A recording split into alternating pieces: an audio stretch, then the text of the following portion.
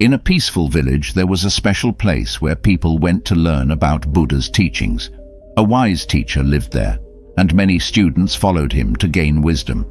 However, among these students, there was one who stood out for the wrong reasons. This particular student couldn't stop talking. Whenever he went out to collect donations, he didn't just bring back food, he brought back gossip from every house. He enjoyed speaking badly about one student to another, creating conflicts within the group. This talkative student wasn't honest about himself either. He liked to brag about being smart and better than everyone else. He even claimed to come from a rich family. When he was with the teacher, he pretended to be good, but behind his back, he caused trouble. The wise teacher saw all of this happening and felt compassion for his students. He knew that true learning and growth required more than just listening to teachings. It meant being kind, humble, and honest. The hermitage, meant to be a peaceful and supportive place, faced challenges because of this student's behavior. The teacher realized that for everyone to progress on their spiritual journey, they needed to let go of negativity, harmful words, and pride. He claimed that I was born into a wealthy family, enjoying a life of privilege and comfort. While it would have been easy for me to continue in this luxurious lifestyle, I made a conscious choice to abandon those comforts and embark on a different path. My goal was to explore the truth about myself, to delve into the depths of my existence, and to grasp the essence of life. As a result, my sacrifice, in my opinion, surpassed that of others. One significant day, our spiritual leader, known as the Guru, gathered all the disciples in the ashram. He declared that each of us should make a commitment for the upcoming month. According to him, this commitment would strengthen our resolve and build inner strength. We were given the freedom to choose a commitment that aligned with our abilities, but the Guru imposed a strict condition. If anyone failed and broke their commitment before the end of the month, they would have to return to their previous way of life. In response to the Guru's guidance, each disciple formulated their commitments, varying from simple to ambitious, tailored to their individual strengths. After sharing our commitments with the Guru, we scattered, ready to face the challenges and tests that lay ahead in pursuit of our self-imposed objectives. But the student, who wanted to prove that he was unique and extraordinary, instead of following the usual path, he decided to go straight to his teacher's cottage. He boldly declared, "I don't want to make any small promises. I want to make a grand resolution that matches my greatness.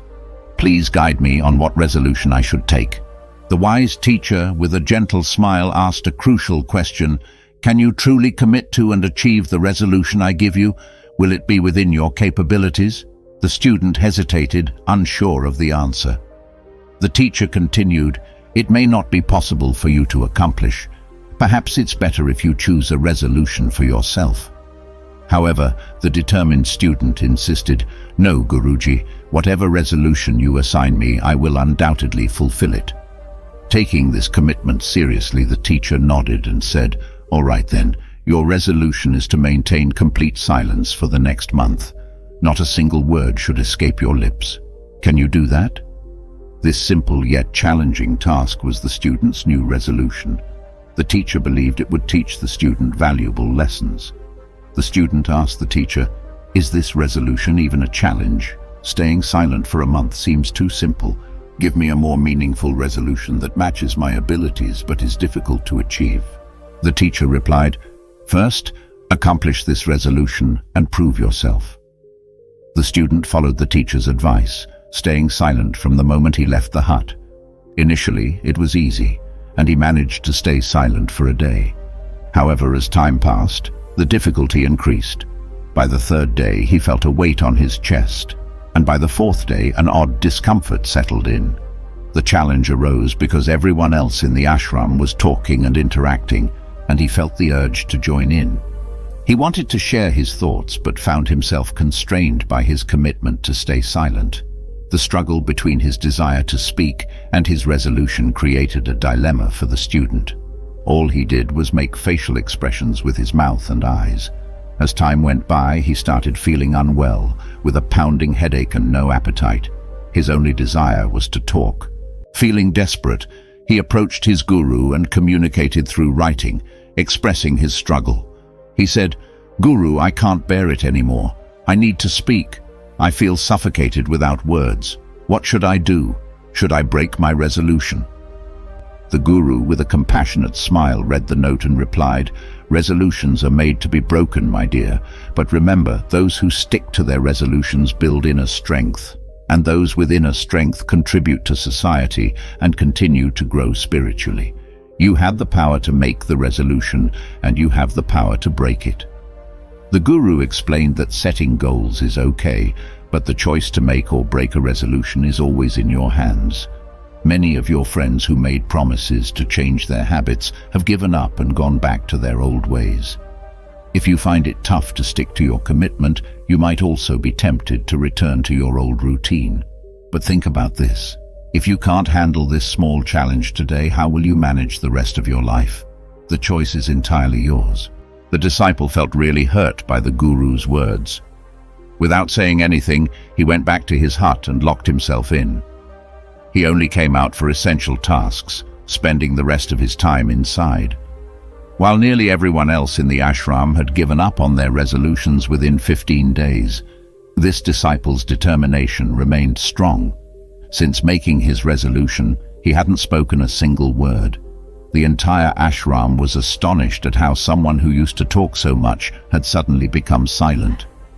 After 15 days, the person went back to his teacher and expressed his feelings in a note, saying, "Guru, I've been trying to stay quiet on the outside, but inside my mind, there are so many thoughts and complaints. It feels like a constant chatter, constant conversation, and I find myself asking all sorts of questions.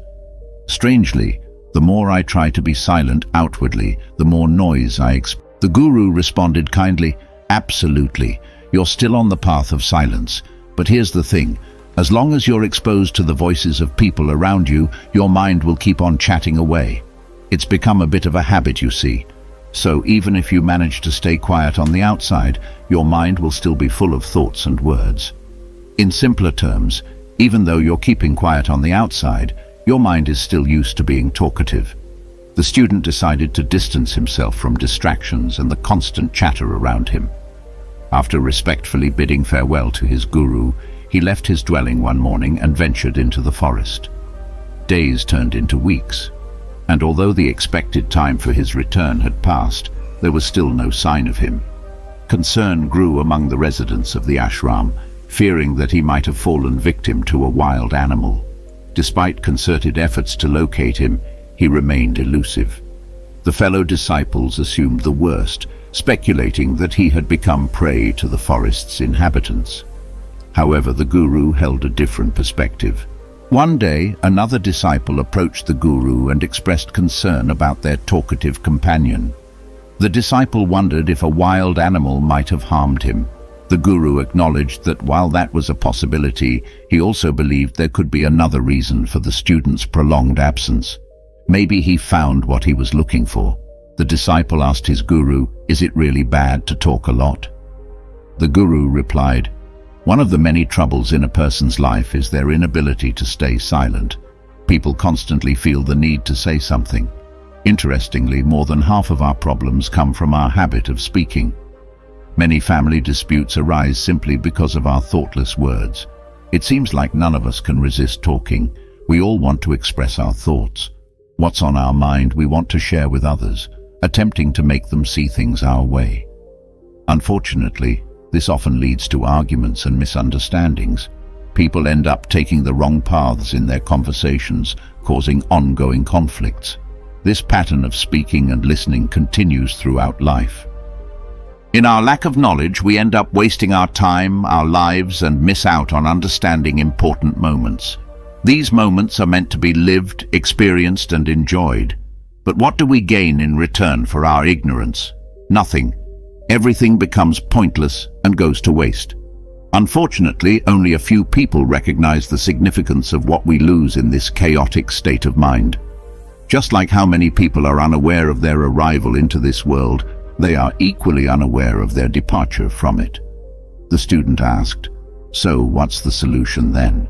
Is there only one way to be mindful of our thoughts?" The wise Guru replied, indeed the key lies. The guru explained that tackling mental challenges involves staying focused on the present moment. By carrying out your daily tasks with full attention, you can experience incredible transformations in your life. The disciple listened attentively. As 3 months passed, there was no word about the disciple's whereabouts. The fellow disciples at the ashram had almost given up hope of his return. But one day, a person who had previously left the ashram returned, much to everyone's surprise and joy. However, upon his return, something remarkable had changed about him. He wasn't the same person who had left before. A wonderful transformation was evident. His face radiated with a remarkable calmness, and his eyes reflected a profound sense of peace. Upon arriving at the ashram, all of his fellow disciples gathered around him, eager to talk. To their amazement, he engaged in conversation with them, but with a notable difference. Those who spoke with him sensed a newfound serenity, replacing the impatience and talkativeness he had displayed before. Every word that came out of his mouth flowed smoothly and sweetly. After exchanging words with his fellow disciples, he proceeded towards his guru. With deep reverence, he touched the guru's feet and asked, "Guru, am I still following my vow of silence? Is my commitment still intact?" The guru, after carefully observing the disciple's eyes for a moment, replied affirmatively, "Yes, you are still maintaining your silence." The monk noticed that the disciple was quiet, both in words and in thoughts, yet still determined. The monk asked, "What have you learned from staying quiet? Tell me about your experience." The disciple explained, "Guru, when I left the ashram, I was physically silent, but my mind was a noisy place. I had a lot of questions swirling around and they wouldn't go away. I thought that by going into the forest I could find peace and quiet the chatter in my mind. However, the more I isolated myself, the louder the internal voices became. In the solitude of the forest, I started hearing the critical and judgmental thoughts I used to have. It was then that I realized how wrong I had been. When I spoke ill of my family, friends, and fellow disciples, I genuinely believed I was right. Even when I gossiped about my fellow disciples, I thought I was superior. That day in the forest was an awakening. It was the first time I truly understood how wrong my words and thoughts had been. For a while, these negative thoughts and complaints persisted, but gradually they diminished. One day, they disappeared entirely. Now I am not only silent on the outside, but also at peace within. In the thick forest, there was nobody around to talk to, and all I could hear was complete silence. It was so quiet that it made me realize the true essence of stillness for the very first time. Surrounded by peace, I noticed a change in my surroundings. Even though there used to be some faint sounds before, I couldn't hear them until now. Suddenly, I became aware of the gentle wind rustling through the leaves, the cheerful chirping of birds, and the soothing sound of flowing water. It was like I was hearing these natural sounds with a new level of awareness. This experience brought an unprecedented sense of tranquility. I had never felt such peace around me. In an attempt to break this serene quietude, I uttered my first words in a while. I exclaimed, "Oh God, what kind of peace is this? Why is everything so still and silent? What happened?" Despite my outburst, the tranquility remained undisturbed. Everything stayed as calm as it was, both outside and within the depths of the forest. The student went up to the wise spiritual teacher and said, "Hey Guru, I've been talking with my friends, having conversations with you, walking around and paying attention to everything. But deep down, I still feel really alone. It's weird. Whether I'm in a crowd or enjoying some quiet time, this intense loneliness sticks with me. Even when I try to keep my mind busy, that feeling of solitude doesn't go away. It's like everything around me is clear and every sound is super loud." The Guru replied, "You know, when we're always focused on expressing ourselves outwardly, it tends to stir up inner restlessness. But if we shift our attention inside, the way we express ourselves outwardly becomes more peaceful. A lot of the world's problems come from talking too much because we avoid embracing moments of silence. We end up chatting more than we need to, often not really listening to others. Instead, we're busy trying to show off who we are and what we can do. It's like our main goal in life becomes proving ourselves to everyone. In our society, a lot of our energy is often wasted on meaningless chatter. When people spend their time constantly talking without truly listening or understanding each other, it leads to a life filled with sorrows.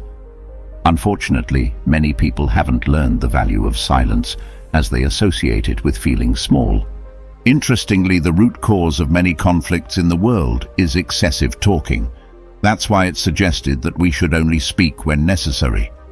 Unnecessary chatter is not only a waste of energy, but it also prevents us from turning inward and discovering our true selves. The constant need to talk keeps pulling us outward, away from our inner thoughts and reflections. If we want to explore our inner world and understand ourselves better, we need to learn the importance of being silent. This is why many enlightened individuals, like the Buddhas, sought solitude. By avoiding unnecessary speech and focusing on quiet contemplation, they were able to turn inward and find peace. So the lesson here is that sometimes the most profound understanding comes when we close our mouths and embrace the power of silence. Staying alone and staying calm helped him explore his inner self easily. Anyone can live peacefully in the hustle and bustle of the world if they choose solitude and remain calm. But there's a catch. To achieve this, one must conserve their energy instead of squandering it on meaningless words. The key takeaway from this Buddhist story is that talking excessively is like throwing away precious energy. Endless chatter prevents us from turning our attention inward because it constantly directs our focus outward. For those seeking inner peace, it's essential to keep quiet. I hope you enjoyed this Buddhist story and gained valuable insights. Feel free to share your thoughts in the comments below. Don't forget to like the video and subscribe to the channel before you go. Namo Buddhai.